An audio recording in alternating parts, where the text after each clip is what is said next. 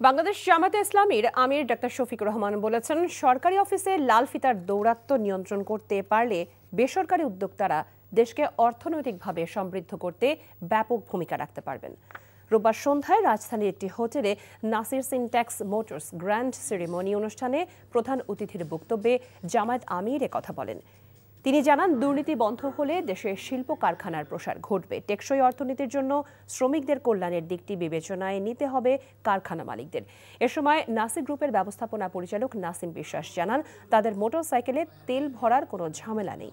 বৈদ্যুতিক চার্জে এটি 2 দিন চালাতে পারবেন বাইকাররা।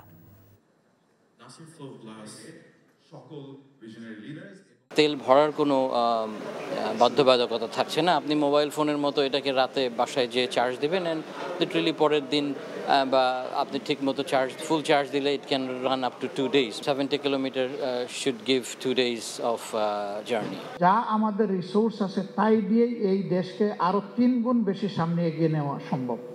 এমনকি প্রিভেইলিং ট্যাক্সের যে লেভেল আছে এইটাকে যদি সিম্পলি 1/3 কাট ডাউন করে দেওয়া হয়, জাস্টিফিক্যালি যদি সেই ট্যাক্স কালেকশন হয়, যদি এর কোনো পিলফারেজ না হয়, তাহলে এখন যে ট্যাক্স কালেকশন হয় আমরা হিসাব করে দেখেছি এই ট্যাক্স তার জাস্ট 2.5 গুণ বেশি হয়ে যাবে।